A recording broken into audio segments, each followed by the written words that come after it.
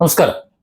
കഴിഞ്ഞ ഏതാനും മാസങ്ങൾക്ക് മുമ്പ് അറേബ്യൻ മണ്ണിൽ നിന്ന് നമ്മളെ തേടി വന്നിരുന്ന രണ്ട് ദുഃഖവാർത്തകൾ, മലയാള മനസ്സാക്ഷിയെ മുഴുവൻ വേദനിപ്പിച്ച രണ്ട് വാർത്തകളായിരുന്നു. നിമിഷപ്രിയയുടെ വാർത്തയും അതുപോലെ അബ്ദുറഹീമിന്റെ വാർത്തയും. അബ്ദുറഹീമിന്റെ വധശിക്ഷ റദ്ദാക്കാൻ വേണ്ടി മോചനദ്രവ്യം കൊടുത്താൽ മതി എന്നുള്ളത് വളരെ എളുപ്പമായിരുന്നു. 1-2 ദിവസം കൊണ്ട് മലയാളക്കര ഒന്നായി പിടിച്ചപ്പോൾ, ജാതി മത ഭേദമന്യേ എല്ലാവരും ഒന്ന് ആഞ്ഞു പിടിച്ചപ്പോൾ ഒരു ജീവൻ രക്ഷിക്കുന്ന അവസ്ഥയിലേക്ക് എത്തി. പിന്നെ ബാക്കിയുള്ള ശിക്ഷാ നടപടികളുണ്ട്. ആ ശിക്ഷാ നടപടികൾ കഴിഞ്ഞാൽ അബ്ദുറഹീമിന് നാട്ടിലേക്ക് വരാം എന്നുള്ളൊരവസ്ഥ. ഇപ്പോൾ മോചിതനാകാൻ പോകുന്നു. വളരെ അടുത്ത ദിവസങ്ങളിൽ തന്നെ അദ്ദേഹം നാട്ടിലെത്തും എന്നുള്ളൊരു വാർത്തയും വന്നിരുന്നു. അതുപോലെ തന്നെ നിമിഷപ്രിയയുടെ കേസ്. നിമിഷപ്രിയ സ്വന്തം ജീവിതം ഒന്ന് കരുപ്പിടിക്കാൻ വേണ്ടി യമനിലേക്ക് എത്തിയതാണ്. സ്പോൺസറുടെ ചതിയിൽപ്പെട്ടു. രക്ഷപ്പെടാൻ വേണ്ടി ഒരുപാട് കഥകൾ നമ്മൾ അതിനു മുമ്പ് വീഡിയോകൾ ചെയ്തു.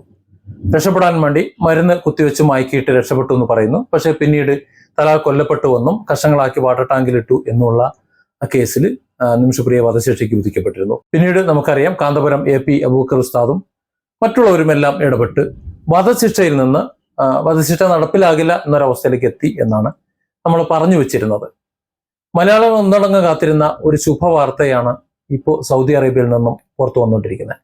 സൗദി ബാലൻ കൊല്ലപ്പെട്ട കേസിൽ 20 വർഷമായിട്ട് റിയാദ് ജയിലിൽ കഴിഞ്ഞിരുന്ന കോഴിക്കോട് ഫറോക്ക് സ്വദേശിയായിട്ടുള്ള അബ്ദുൾ റഹീമിന്റെ മോചന ഉത്തരവില് അധികൃതർ ഒപ്പുവെച്ചു എന്നുള്ള വാർത്തയാണ് പുറത്തു വരുന്നത്. എക്സിറ്റ് വിസ നടപടികൾ കൂടി പൂർത്തിയായതോടെ റഹീം ഉടൻ തന്നെ നാട്ടിലേക്ക് മടങ്ങുമെന്ന് റിയാദിലെ നിയമസഹായ സമിതി അറിയിച്ചിട്ടുണ്ട്. ഒരു സമാധാനമാണ് റഹീമിന് വേണ്ടിയിട്ട് എത്രയോ ജനങ്ങൾ, നമ്മളെല്ലാവരും ഒരുമിച്ച് കൈയോർത്ത് പിടിച്ചപ്പോൾ. കാരണം ഈ ഭൂമിയിൽ ഒരു ജീവിതമേ ഉള്ളൂ. ആ ഒരു ജീവിതം ഇവിടെ നശിച്ചു പോയി കഴിഞ്ഞാൽ ജാതിയുടെ, മതത്തിന്റെ, വർഗത്തിന്റെ എന്തിന്റെ പേരിലായാലും തമ്മിലടിക്കുമ്പോൾ ഈ ഒരു കാര്യം ഓർക്കണം. നമുക്കൊക്കെ ഒരൊറ്റ ജീവിതമേ ഉള്ളൂ. മരിച്ചു പോയി കഴിഞ്ഞാൽ പിന്നെ ഒരു തിരിച്ചുവരവില്ല. നമ്മുടെ വൈരവും എല്ലാം അവിടെ നിൽക്കും. നമുക്ക് കഴിയുന്നത് ഒരു ജീവന്റെ കൈപിടിച്ച് നിർത്തുക എന്നുള്ളത് മാത്രമാണ്, അവനെ സംരക്ഷിക്കുക എന്നുള്ളത് മാത്രമാണ് ഒരു പുണ്യകർമ്മമായിട്ട് നമ്മൾ നോക്കുന്നത്. അതുകൊണ്ട് തന്നെ റഹീമിനെ സംബന്ധിച്ചിടത്തോളം റഹീമിന്റെ മോചനം സാധ്യമാക്കണമെന്ന് മലയാള മനസ്സ് ഒന്നായിട്ട് പിടിച്ചു. ഇപ്പോൾ വിധി വന്നിട്ടുള്ളത് പൊതു അവകാശ കേസിൽ അബ്ദുറഹീമിന്റെ തടവ് ശിക്ഷാ കാലാവധി മെയ് 19-ാം തീയതിയോടെ അവസാനിച്ചിരുന്നു.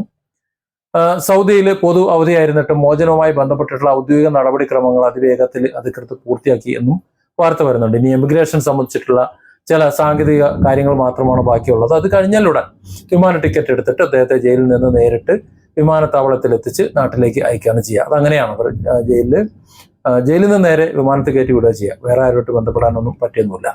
നേരത്തെ കേസിൽ കോടതി ആദ്യം വധശിക്ഷയായിരുന്നു വിധിച്ചിരുന്നെങ്കിലും സൗദി കുടുംബം ആവശ്യപ്പെട്ട 15 മില്യൺ റിയാൽ, ഏകദേശം 47 കോടിയോളം രൂപ, അതേ ധനം നൽകിയിട്ട് ഒത്തുതീർപ്പിലെത്തിയോടെയാണ് റഹീമിന് ജീവൻ തിരികെ ലഭിച്ചത്. ലോകത്തെമ്പാടുമുള്ള മലയാളി സമൂഹം ഒറ്റക്കെട്ടായിട്ട് ചുരുങ്ങിയ ദിവസങ്ങൾ കൊണ്ട് ഈ തുക സമാഹരിച്ച് നൽകി എന്നുള്ളത് ഒരു വല്ലാത്തൊരു സന്തോഷം നമുക്ക് നൽകിയിരുന്നു. എന്നാൽ നിമിഷപ്രിയയുടെ കേസ് അങ്ങനെയല്ല. നിമിഷപ്രിയയെ സംബന്ധിച്ചിടത്തോളം അവർ ദിയാധനം കൈപ്പറ്റി മോചിപ്പിക്കാൻ തയ്യാറല്ല. ഈ സൗദി അറേബ്യയിലെ പോലെ ഒരു സിസ്റ്റം അല്ല.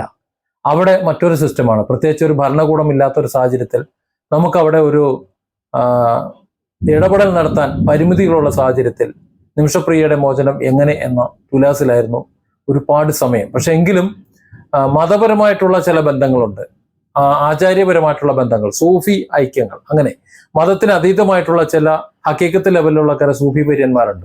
ഹിന്ദു, ക്രിസ്ത്യൻ, മുസ്ലിം എല്ലാ വിഭാഗങ്ങളിലും ആ ലെവലിൽ നിൽക്കുന്ന കുറച്ച് ബന്ധങ്ങളുണ്ടാവും. ആ ബന്ധങ്ങൾ തമ്മിൽ ജാതിയുടെ, മതത്തിന്റെയും പേരിൽ തമ്മിലടിക്കുകയോ വേർപിടുകയൊന്നുമില്ല. അവർക്കറിയാം ദൈവം എന്താണ്, വിശ്വാസം എന്താണ് എന്ന്. അപ്പോൾ ആ ലെവലിലുള്ള ബന്ധങ്ങൾ ഉപയോഗിക്കാമെന്ന് മനസ്സിലാക്കിയതിന്റെ അടിസ്ഥാനത്തിൽ കാന്തപുരം AP അബൂബക്കർ ഉസ്താദിനെ ചെന്ന് ചാണ്ടിയുമ്മൻ ചെന്ന് കാണുകയും അതിനുശേഷം കാന്തപുരം ഉസ്താദ് നേരിട്ട് അവിടെ യമനിലെ അവിടുത്തെ സൂഫി പണ്ഡിതനുമായി ബന്ധപ്പെടുകയും അങ്ങനെയാണത്. ആ ഒരു ലെവലിൽ നിമിഷപ്രിയയുടെ മോചനം സാധ്യമായില്ല എങ്കിൽ കൂടി മരണം അത് നടക്കില്ല, ഈ ലോകത്ത് തന്നെ ഉണ്ടാകും. ബാക്കിയുള്ളത് നയതന്ത്ര ഇടപെടലൂടെയും അല്ലാതെയൊക്കെ സാധ്യമാക്കാവുന്നതേ ഉള്ളൂ. എന്തായാലും ഇപ്പോൾ അബ്ദുറഹീമിന്റെ മോചനം സംബന്ധിച്ചിട്ട് അദ്ദേഹത്തിന്റെ മരണശിക്ഷ ഒഴിവായെങ്കിലും അല്ലാതെ തന്നെയുള്ള ശിക്ഷാ കാലാവധി ഉണ്ടല്ലോ. അപ്പൊ അതുപോലെ നിമിഷപ്രിയയ്ക്കും ശിക്ഷാ കാലാവധി ഉണ്ടാകും. അവിടുത്തെ നിയമം അനുസരിച്ച് നിയമവാഴ്ച ഉണ്ടെങ്കിൽ അതുപോലെ ആ വാഴ്ച അനുസരിച്ചുള്ള ശിക്ഷാ കാലാവധി കഴിയുമ്പോൾ നിമിഷപ്രിയൻ മോചിപ്പിക്കപ്പെടും എന്നും കരുതാം. അബ്ദുറഹീമിന്റെ മോചന വാർത്തകൾ പുറത്തു വരുമ്പോൾ യമനിൽ വധശിക്ഷയ്ക്ക് വിധിക്കപ്പെട്ട് ജയിലിൽ കഴിയുന്ന ആ മലയാളി നഴ്സായിട്ടുള്ള നിമിഷപ്രിയയുടെ മോചനത്തിനുള്ള ശ്രമങ്ങളും സജീവമായിട്ട് തുടരുന്നുണ്ട് എന്നുള്ളത് നമ്മൾ ഓർക്കണം. കേസിൽ പുതിയ ഒത്തുതീർപ്പ് ശ്രമങ്ങൾക്കായി പുതിയ ഒരു മധ്യസ്ഥൻ രംഗത്ത് എത്തിയതായിട്ടാണ് അവസാനമായ വാർത്ത വരുന്നത്. ഈ വിഷയത്തിൽ ഇറാന്റെ ഭാഗത്തു നിന്ന് മാനുഷിക പരിഗണന മുൻനിർത്തിയുള്ള ഇടപെടലുകൾ ഉണ്ടാകാൻ സാധ്യത ഉണ്ട് എന്നുള്ളൊരു വാർത്ത നേരത്തെ വന്നിരുന്നു. പക്ഷെ അത് സ്ഥിരപ്പെടുത്തിയിട്ടില്ല. നിമിഷപ്രിയയുടെ മോചനവുമായി ബന്ധപ്പെട്ട് ഇറാൻ ഭരണകൂടം ഇടപെടുന്നതിനെതിരെ കൊല്ലപ്പെട്ട യമൻ പൗരൻ തലാൽ അബ്ദുൽ മഹ്ദിയുടെ സഹോദരൻ അബ്ദുൽ ഫത്താഹ് മഹ്ദി ശക്തമായ ഒരു വിയോജിപ്പുമായിട്ട് രംഗത്ത് എത്തിയിട്ടുണ്ടായിരുന്നു.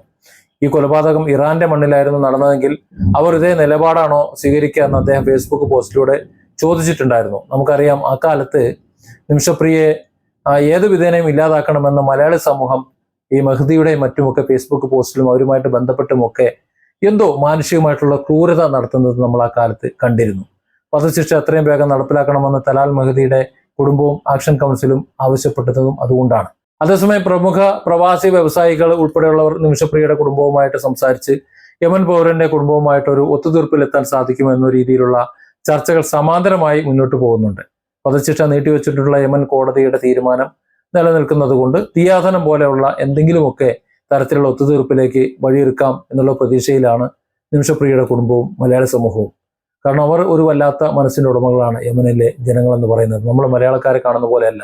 ലോകത്തെ വിവിധ തരം ആൾക്കാരുണ്ട്. നമ്മൾ നിമിഷപ്രിയ ചെയ്തു എന്ന് പറയുന്ന കുറ്റകൃത്യത്തിന്റെ ആ മറുപത്തലയ്ക്കൽ നമ്മളൊന്ന് നിന്നാൽ മതി. നമ്മുടെ കുടുംബത്തിലുള്ള ആരെങ്കിലും ഒരാളെ ഇതുപോലെ വെട്ടിനുറുക്കി കഷ്ണങ്ങളാക്കി വാട്ടർ ടാങ്കിൽ നിക്ഷേപിച്ചു എന്ന് പറയുമ്പോൾ അത് വിശ്വസിക്കുന്ന ഒരു സമൂഹത്തോട് നമ്മൾ മാപ്പ് കൊടുക്കും? ഇല്ല. അപ്പൊ അതുകൊണ്ട് തന്നെ നിമിഷപ്രിയ അത്തരത്തിലുള്ള ഒരു കുറ്റകൃത്യം ചെയ്യാൻ സാധ്യതയില്ല എന്നതാണ് ഞാനടക്കമുള്ളവർ കുറെ പേർ വിശ്വസിക്കുന്നത്. അതുകൊണ്ട് തന്നെ ഒരു നിവൃത്തിയില്ലാതെ ഒരു ഗതിയും ഇല്ലാതെ മരുന്ന് കുത്തിവെച്ച് രക്ഷപ്പെടാൻ ശ്രമിച്ച, അല്ലെങ്കിൽ ഒരു ഗതിയും പരഗതിയും ഇല്ലാതെ ഒരു പാപം ചെയ്യാൻ നിർബന്ധിതമായിട്ടുള്ള നിമിഷപ്രിയ രക്ഷപ്പെടണമെന്ന് ഞാൻ ആഗ്രഹിക്കുന്നുണ്ട്. ഇപ്പോൾ അബ്ദുറഹീമിന്റെ മോചനം സാധ്യമായതുപോലെ നിമിഷപ്രിയയുടെ മോചനവും സാധ്യമാകട്ടെ.